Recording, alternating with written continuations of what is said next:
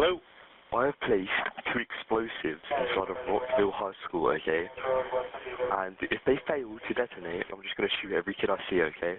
This call was a hoax, but part of a series of nightmare threats terrorizing Vernon, Connecticut. Investigators determining the threats came from overseas, but with the help of a teenage girl living right in town.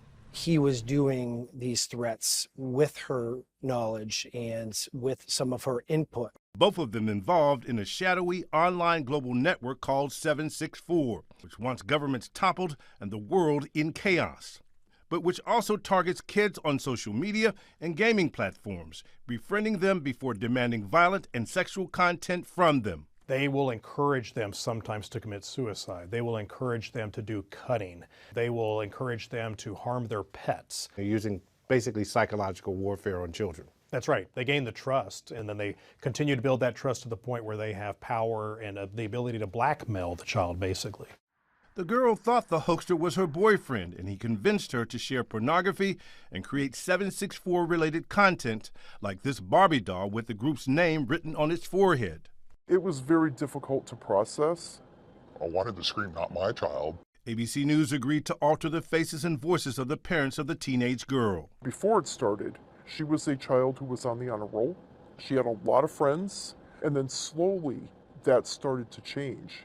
When the girl began to resist demands, her family says extortion and threats against her ramped up. Do we consider her a victim or a participant?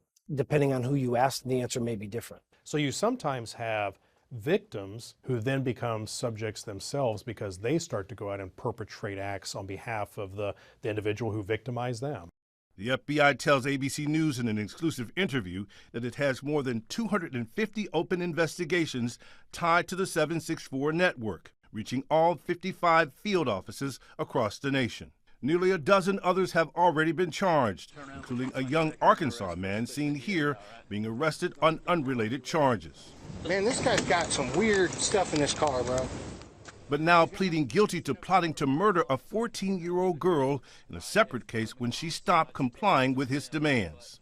Back in Connecticut, the parents of that teenage girl hoping that what happened to her family can be a cautionary tale for others. If we can help just one family, then it's worth it.